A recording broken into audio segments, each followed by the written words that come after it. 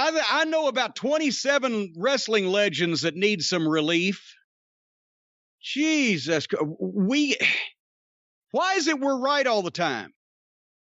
And when they said they were announcing the Night of Legends, I said, well, that's the only thing is, whenever they bring the legends back, they overshadow the modern talent. So they addressed that on this show. None of these legends overshadowed anything. But the other thing I said was they've advertised, what was it, 21 different legends. 23. How are they 23? How are they all going to be there and take part in any meaningful way? And that I was right about. What did Hulk Hogan say on the Open? I assumed it was a cold open pre-tape. He's got his Hulk Hogan phone there, and I skipped over it because I figured this was a preface for him coming down the ramp and getting in the ring and doing something. But I later found out that was all he was going to do. What did he do? What did he say? He did a really, really stupid promo about his phone, and that kind of kicked off the night. I don't know what the point of it was. You know, we said when we talked about all the different legends they had announced, and several weren't there, that were going to be a part of this extravaganza. We said, why do you need this? If you have Hogan and Flair, that should be enough to build a show around. Not to say that they should be building shows around legends, but if you're going to do it... those are the two to do it. Those are the two to do it. And they were just jerk-offs like everyone else.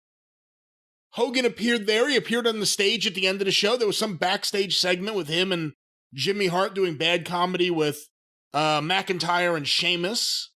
Yeah, I skipped that, I think. They don't even know how to manage this anymore. I don't know how... Well, I mean... I know how they sold it to Hogan. Hey, we're going to put you on Raw. You can plug your phone. We're going to pay you a large amount of money, and you don't have to do anything stupid. I don't know how they sold this to Flair. We'll get to that in a minute. But basically, if you're waiting for a review of Raw, you're not going to get one. I skipped through to see the legends that were promoted on the Night of the Legends. And I'm zipping through Miz and Morrison, and here's Teddy Long. Okay, Teddy Long always looks the same. He never ages. Came out. He made a match with Miz and Morrison against The Undertaker. And then Adam Pearce comes out and corrects him. And no, it's a tag team match against New Day. Why would you say I know there's no people there live. If they'd said The Undertaker's name there live, the people would have fucking blown a gasket. And then if they'd have taken it back, then the people would have set seats on fire. But why mention Undertaker at all when he's not going to be on the program? Why bring that up and tease it? And then, you're not getting Undertaker, you're getting New Day. And then the fake cheers liked that. What was that about? Did I miss something? I don't know what the point... I mean, I guess it was just a throwback to the stupid announcements Teddy Long would make on SmackDown years ago. But he interrupted just the stupidest segment. They obviously had him say that. Mention The Undertaker's name. Oh, no, wait a minute. I don't know. I zipped ahead. 30 minutes later, I got a glimpse of another fucking legend. Sergeant Slaughter, Mickey James, and Tatanka. Mickey James dressed up, looked nice. Sarge looked like himself. Tatanka was dressed in the entire Indian gimmick with the face paint and carrying a tomahawk and a fucking feathered headdress like he used to go to the ring and to stand around in the back. He was not wrestling. He was never seen again except to go out on the stage and stand there and watch something. But he dressed in full Indian regalia. So they were talking to one of the Lucha guys that's got the 24/7 belt. Tatanka took a bath in a vat of self-tanner. He was very, very dark. Sarge called the Lucha guy a maggot. Nobody else really spoke, and that was that. Now, let me stop you here, because this was something that went on throughout the whole show. Flair was an exception. For the most part, Legends Night just means the Legends are just hanging out backstage, and there just happens to be a cameraman around to film them every now and then, standing around talking to each other. And somebody runs into him and says, "Hey, it's so-and-so." Yeah. They did literally nothing else. Even Sarge. He literally, I mean, I could be wrong. I shouldn't say literally. I'm like Gorilla Monsoon misusing literally right now. But at one point he said, "Maggot." And then he said like one other line, but it was just like, that was it. He didn't like give a speech. He didn't cut a promo. It was like 2 words. That's all he said. "Maggot." They're just supposed to stand there like animatronic legend figures and say their catchword or whatever. That's what it is. It's like the Hall of Presidents at Disney. Yeah. So then here comes Charlotte with Ric Flair. Charlotte is back. Flair's dressed to the nines. Down the aisle they come. I'm thinking, okay, we're going to do some business here. And the match is Charlotte and Oscar against Lacey Evans and Peyton Royce. I've been waiting all this time to see Charlotte, and across the ring from her is the absolute worst gimmick in female wrestling, and I've never seen Peyton Royce, and Charlotte is partners with a fucking tiny Japanese midget. So I said, okay, I'm going to fast forward until Rick does something. I'm going to fast forward until Rick does something, and I did. Basically, Lacey the quote was from the announcers, made advances toward Rick at one point. And then at the end, which was, I did watch the last minute or so, it was fairly rotten and very sloppy. But then Lacey hits on Flair again. But then, for whatever reason, the action starts back in the ring, and Rick tripped Charlotte. And Charlotte got beat. She got beat from being tripped. But it wasn't like the legs were close. Charlotte ran. The other girl had run into the ropes, hit the ropes, and bounced back off. And then Charlotte ran past her and hit the ropes, and Rick tripped her. There was no way this was a mistake. Was it supposed to be portrayed as a mistake? Did this blocking fall apart? What was the meaning behind? How did Rick allegedly made a mistake? It was bigger than God and everybody, bigger than the nose on his face. That was his daughter in front of him that he was tripping. Somebody else that wrote this thing is tripping. And then Charlotte gets up in Rick's face and says, "Stay out of my business," and kicks him out of the building. What, did this make sense if you watched? I assume you watched the match. I did. Did it make sense? No, of course it didn't make sense. First of all, Asuka's great. I'm not going to let you put her down here. She's fantastic. She's not a midget. And I don't know if you saw Peyton Royce talk at all. She's like an Australian Fran Drescher. Ooh, that voice. But, the whole thing with Lacey Evans and Flair, I'm going to give the writers credit. They know Flair's type. But other than that, no, it was silly. Again, we don't watch these shows, so I'm not even exactly sure how long Charlotte's been back. No, I think she just got back. She just got back. I mean, I don't know if it was like last week or a couple weeks, but I don't think she's been with Rick, has she? I mean, it was kind of like they did this big thing with "stay out of my way." Has he been in your way at all in years? It might have happened last week. I don't fucking know. But Flair was demoralized, made to look like a bumblefuck, talked down to by his daughter, kicked out of the building. What in the... let's just say in another universe, the match that Rhea Ripley and Charlotte Flair had at WrestleMania, which was the highlight of the show, was the best thing on the show. Because everybody else was still trying to figure out how to do the empty arena thing, and it was a bunch of garbage matches, and it was people that couldn't get it, and the girls nailed it and had an athletic contest. And then shortly afterwards, Charlotte leaves to have a surgery to fix her Zabada. If anybody had any forethought, because it's not like somebody can't see that Rhea Ripley should be a movie star, a female action movie star. She's probably, I would say, more qualified than anybody else in wrestling to be the number one female box office attraction in it. And Charlotte would be right there if Rhea Ripley is not. So when Charlotte goes away, why didn't they spend the time establishing Rhea Ripley as the biggest, I won't say big, as the top girl in any of the WWE divisions? She's number one. She's got whatever the women's belt the biggest is, that's what she's got.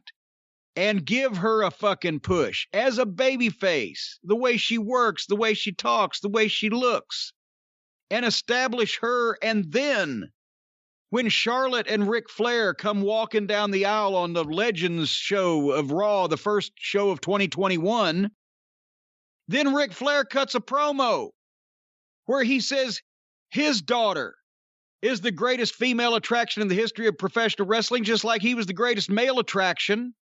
And his daughter has fought through another setback and is returned to claim what is rightfully hers.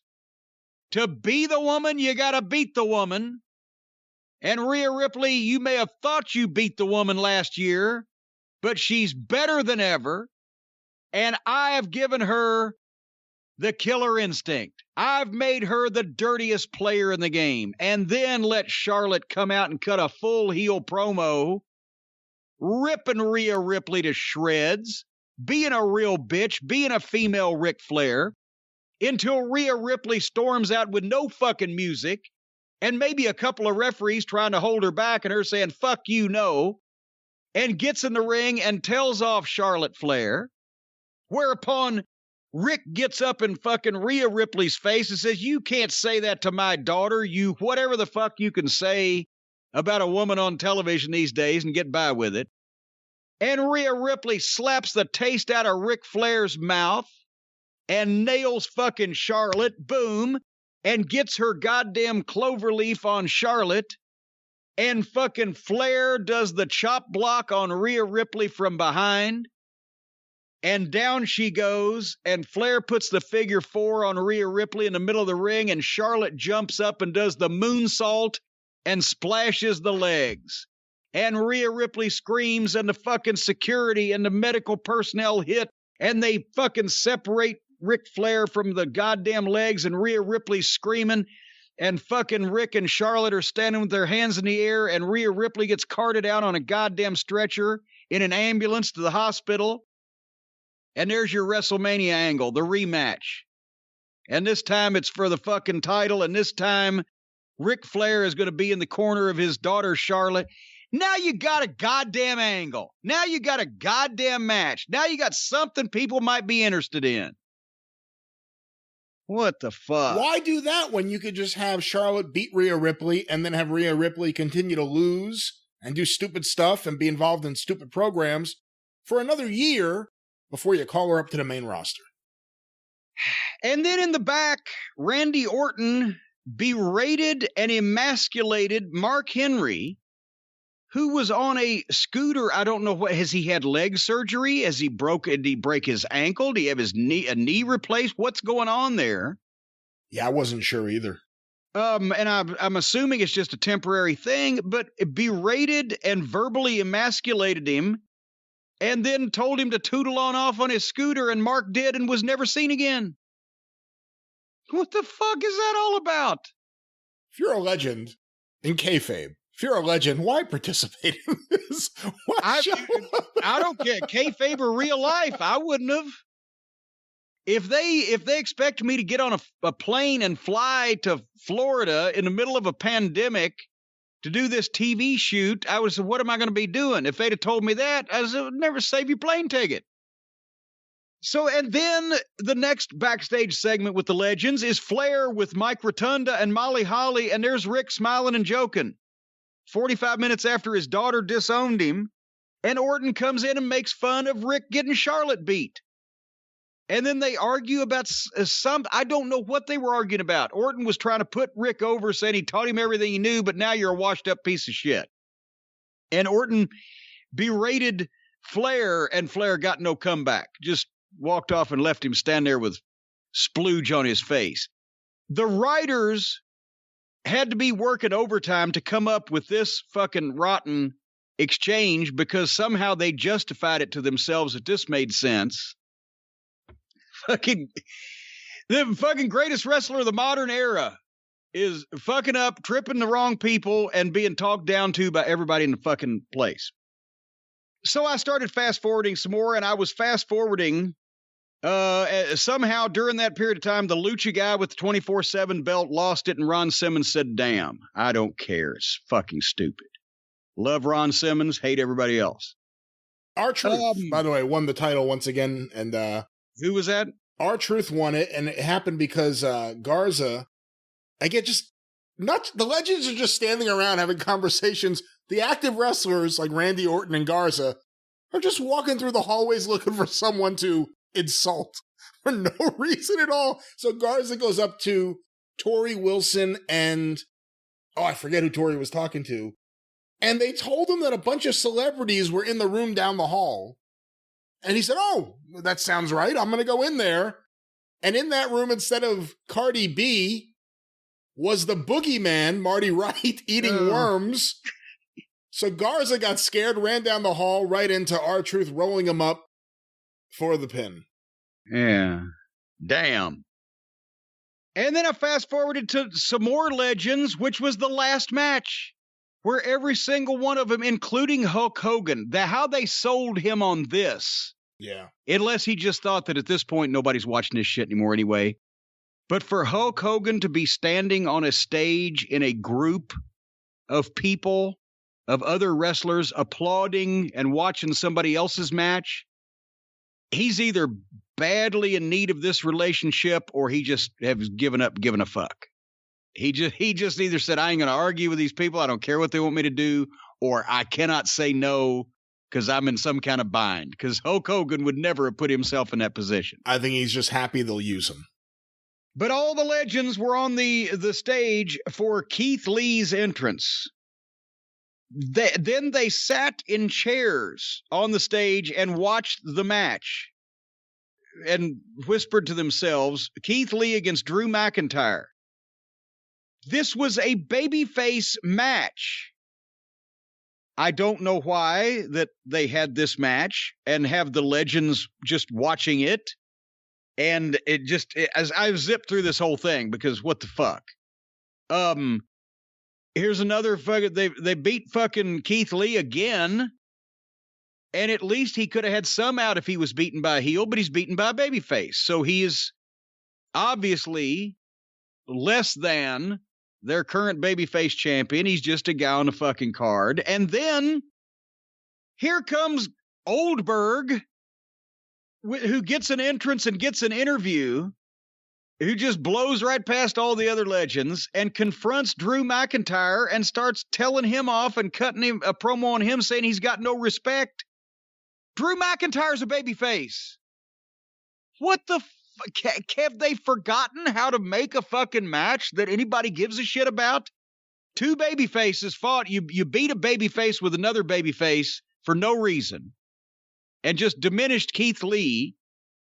And then you have a legend babyface, Goldberg, come out and bury your current babyface champion. And then he shoved him on his ass. And then, of course, my DVR locked up because that was the end of the show. And did he get back up and kick? Did we get a fight? No, it just ended. That's how it ended. That's how it ended. There's no fucking heel that people would want to see Goldberg spear out of their boots. They've been trying to push Drew McIntyre on and off. So he gets shoved down by a fucking guy in his 50s and doesn't do anything about it. There's not even a fight. Well, he probably didn't want to start a fight because all the legends on the stage would have come down there to help their fellow legend. Fuck, it didn't look like they could have fucking got down the ramp without a fucking hover round, half of them. And obviously all the rest of them, whether they're physically capable or not, are used to being talked down to and demeaned. And they put up with it. I'm astonished that the legends were of no use to anybody, and nothing on the program helped anybody else. They made the legends less instead of having the legends help make the new talent more. WWE got what they wanted. They popped the rating a little bit for one night. It won't help with anything in the long term. I will say, I wasn't as smart as you. I watched it live as it happened. Oh, my God. I was at my desk That's working. 3 fucking hours. I was at my desk working, and I said, you know what? I'm not going to watch this on my DVR. If it's DVR'd, it'll sit there, and I'll never watch it. I'm going to just keep it on in the background, and instead of fast-forwarding, I'll look up at several points. That opening segment with The Miz and Morrison and The New Day. Oh, I didn't listen to any of that. It was so fucking atrocious. So poorly done. Everyone acts like a child. No one acts like an adult. I hated it so much. I immediately jumped on Twitter and just said, I don't know how much longer I'm going to be able to watch this. It was the first segment of the show, and I was giving up on the show. It is such a bad show. WWE has completely lost the plot. There have been various points in its history where it was good, a lot of points where it was not so good, but there were bright spots. Everything now. The commentators drove me nuts all night.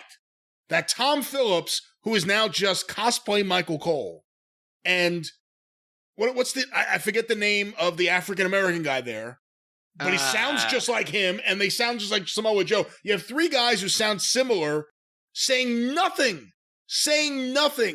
A bunch of idiots. The commentating sucks. The presentation sucks. The writing sucks. The backstage segments suck. That show is garbage. Someone needs to have the balls to say, Vince, you need to go home. You are hurting everything you have built. Maybe he doesn't care. Look, I know people, they build companies and they want to destroy their own companies. Why sell it when I could destroy it myself? Or their own countries, for that matter. Vince is such a detriment to WWE right now. He brings nothing to the table in terms of the creative end. I'm not even going to go into the business end. But just in terms of what we're seeing on TV, that show was unbearable. That show was so bad, and it was 3 hours. It was 3 hours. I barely made it through the first segment. And I kept thinking, oh, there has to be something good on here. There was nothing good anywhere on there. 3 hours. They couldn't come up with one good thing to do. Keith Lee, this guy showed a world of potential in NXT. I understand. They took his tennis skirt off. Still, the outfit they now have him in is less flattering than him just being out there with no shirt. And he looks older. He looks like he's aged 5 years since he's been up there on the main roster. Well, you know what stress will do for you? Awful. Just, I don't know how anyone watches that show. Brian, you've got to calm down. You've got to take these things in stride. The ugly Brian is not going to be conducive to your long-term health. Listen, you're right. And I can take it in stride. You know why? Because I don't have to watch Raw again for the foreseeable future. So it could be until just they have the legends back. Legends. I'm very upset Carlito wasn't able to be there. I dying to know what segment they would have had with him. Would he have been hanging out with Tatanka? Would he have been having funny, pithy dialogue with Angel Garza? He would have been pulling worms out of his apple and feeding them to the boogeyman. Randy Orton just like walking around in the back, looking for legends to just confront for no reason. He just hates everybody these days. What is his problem? What is his problem? He's just a surly man. I'll tell you what his problem is. His problem is his gut health. Randy Orton's gut health is compromised because he's not on the athletic greens. Folks, we've told you that athletic greens is a great way to support your healthy immune system, aid with your digestion, increase energy and focus, and fill the nutritional gaps in your diet. And also, it'll put you in a better mood, or at least a better mood than Randy Orton.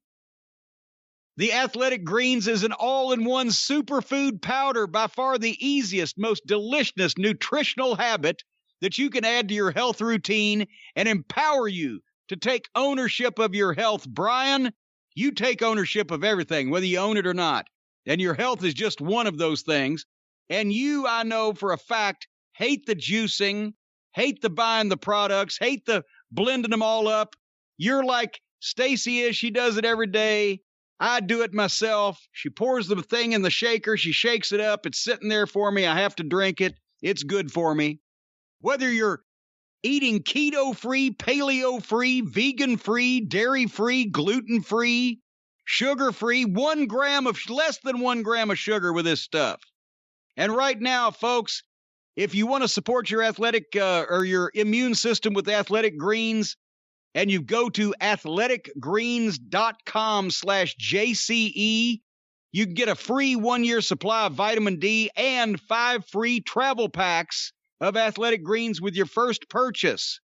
athleticgreens.com/JCE, free year supply of vitamin D and 5 free travel packs, and you're on that vitamin D too. You don't even need to inject this, folks. It just comes in a dropper. It's easy as pie and better for you than pie. That's right. Does your pie have vitamin D? I drop my vitamin D right into my Athletic Greens after I mix it up, and it's fantastic. I know I'm going to get it. I love the taste of the Athletic Greens. It's become a daily ritual here at Last Manor. I love my Athletic Greens. A daily ritual. A habit even. That's right. A good habit for the new year. athleticgreens.com. And you know, the other thing about Randy Orton. Oh, you're back on Orton. Yeah, because there was one promo I heard him do backstage when he was dressing down the legends for no reason. This legend killer thing, wasn't it his gimmick like 15 years ago? But he's walking around the back and he's doing this, and I'm thinking, I hope Jim hears this. Because Randy, I'll give him credit. He's good at reciting their crap, but as soon as you hear him say it, you realize he's reciting their crap. Because one of these people he confronted, he's like, and I'm going to do the most devastating 3 letters in sports entertainment, RKO. And I'm thinking, no, the most devastating letters in sports entertainment are WWE. Because this show fucking sucks. Oh, that's like Bobby Eaton told me one time. He said, Corny said, you know what the 3 most horrible words to hear from a wrestling promoter are? I said, what's that? He said, I've got TV. When everybody, as soon as I've got TV, I'm gonna put Vince out of business. I've got TV.